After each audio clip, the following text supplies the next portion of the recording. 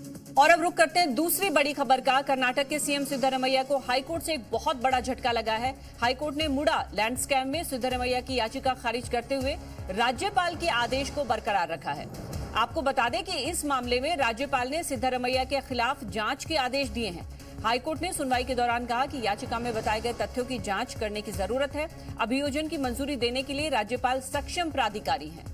दरअसल मुडा मामले में राज्यपाल थावरचंद गहलोत ने सिद्धरमैया के खिलाफ मुकदमा चलाने को मंजूरी दे दी थी और राज्यपाल के इस फैसले को सीएम ने हाईकोर्ट में चुनौती दी थी। और कर्नाटक हाईकोर्ट की नाग प्रसन्ना पीठ ने सीएम सिद्धरमैया की याचिका को अब खारिज कर दिया है। हाईकोर्ट के फैसले पर बीजेपी ने कहा है कि सिद्धरमैया के पास अब इस्तीफे के अलावा कोई विकल्प नहीं बचा है। कर्नाटक के सीएम सिद्धरमैया अब मुश्किल में फंसते नजर आ रहे हैं हाईकोर्ट के इस फैसले के बाद। जयते कर्नाटका हाईकोर्ट ने जो गवर्नर के द्वारा sanction for prosecution chief minister Siddaramaiah के खिलाफ दिया गया है उसको अपहोल्ड किया है और सिद्धरमैया जी की पिटीशन को खारिज कर दिया है। इंटरिम रिलीफ भी नहीं दिया। इसका मतलब साफ है कि 5,000 करोड़ का जो मुडा घोटाला हुआ, मुडा स्कैम हुआ, उसमें चीफ मिनिस्टर को अब कोई नैतिक या कानूनी अधिकार नहीं बनता कि वो चीफ मिनिस्टर बने रहे। उन्होंने 5,000 करोड़ की जमीनें जो है लूटी। ये SC ST OBC समाज की जमीनें थी। अपने बंधुओं को, अपने दोस्तों को, अपने परिवारजनों को ये जमीनें दी गई, अपनी पत्नी को ये जमीन दी गई।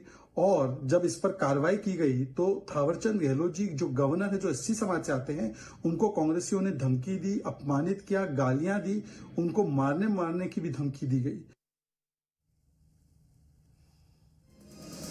और इसी बीच कर्नाटक के डिप्टी सीएम का भी बयान सामने आया। उन्होंने कहा है कि सिद्धरमैया के खिलाफ षड्यंत्र रचा जा रहा है।